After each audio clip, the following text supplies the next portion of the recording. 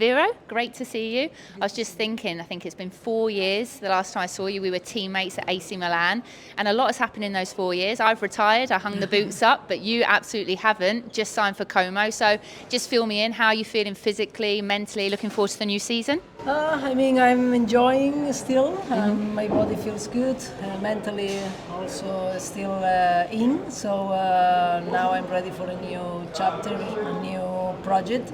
And I hope to have a good season and keep playing. Love that. Well, look, let's get to the main event today, why we're here. European Championship final, Spain v England. And I think, if we're being honest, these were the two teams that everyone predicted would make the final. You know, you've got the holders versus the favourites. You've been working for Spanish TV, I believe. So how do you assess Spain's tournament so far?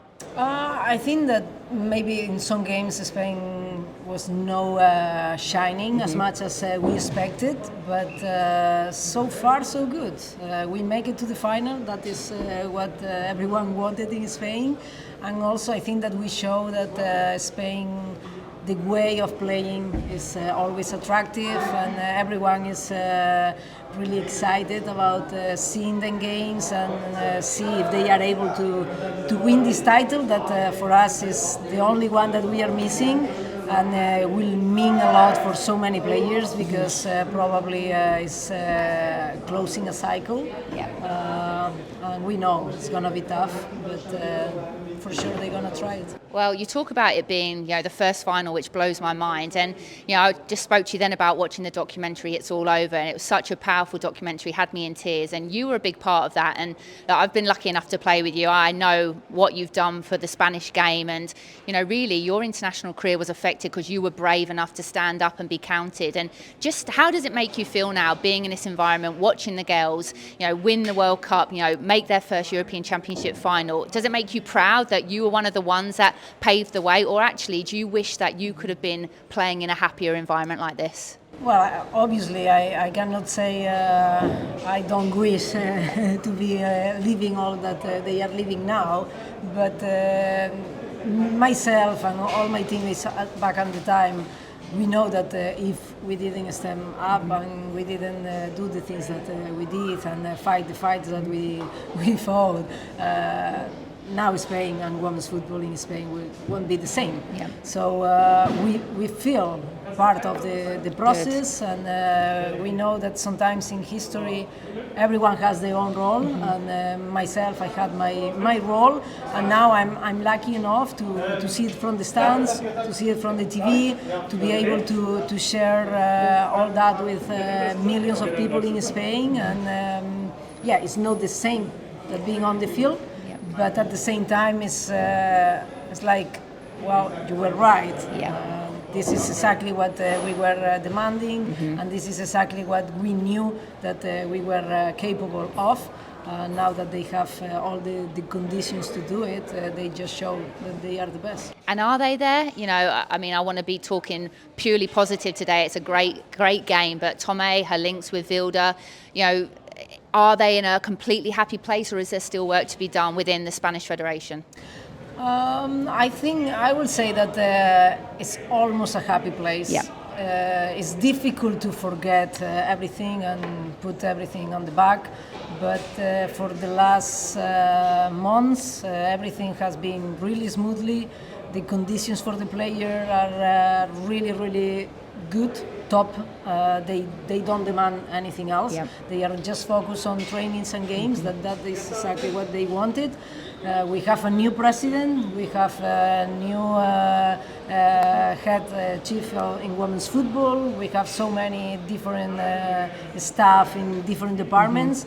I think the players, especially, they feel that they are in a safest place. Good. And that's the most important outside football. And then, they have everything to shine on the field. They have the talent. They have the staff that help them. And I think right now we cannot complain. Yep. And the future just can be better and better. Okay, well, look, let's talk about the game. Having played with you, I know how much of a tactician you are. You're a real student of the game. So, how do you see it playing out? Where are England's strengths and weaknesses? Do Spain have any weaknesses? Well, I'm going to start from the end. For sure, Spain have weakness, and everyone knows. everyone knows that Spain has or want to have the ball, dominate the game. They're gonna be trying to attack and score, being really high on the field. That means there is a really huge space behind. We are working on that. I think the team have been playing really well without the ball, doing the pressure after losing, like the defensive awareness, really good position from the back, everyone running backwards as soon as possible. So they are doing good, but of course it's a weakness, and it's something that we know about the risk. But Spain want to be the best playing in that way. We want to prove that you can do it everything right. We know that the theory says we're going to have the ball possession. We have to take risks attacking, create chances, try to be effective. That is something that sometimes we also miss. And let's hope we reduce the maximum possible that England can counterattack and play in transitions, because that's then a strength too. Yeah, do you see though that is there an area that you think actually you can really get at this England team, that you yourself watching the tournament you think, right, this is where we can really hurt them? Well, I think that they have been a little fluffy with the ball. When they played against Italy, that was a team that was waiting. They struggled to create open chances. They struggled to play through. So, but we don't expect that type of game today.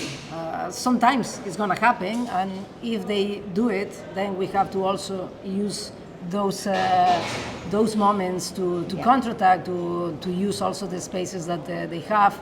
We are also good in set pieces. I really believe that we can hurt England also in that way. But then you have 90 minutes. We can predict a lot. Let's hope 90 minutes. Let's hope that. We can predict so many things, but then you don't know exactly how the game will go. And I think that the team that adapt better to the context of the game, for sure will get the win. Well, finally then, score prediction, what are we saying? This morning I woke up thinking that it will be a 2-0. Then I tell myself, well, it's really difficult that England doesn't score on us, so I will go for the 2-1. 2-1, okay. In 90 minutes. In 90 minutes, okay. Well, honestly, it's been great to see you. Keep doing all the amazing work that you've been doing off the pitch. There's so many things you're doing. Common goal. I mean, I could go on, and I know how busy you are today. It's great to catch up with you anyway as a friend. And yeah, good luck today. But hopefully we win. On AM, on DAB, via the talkSPORT app, and on your smart speaker. talkSPORT.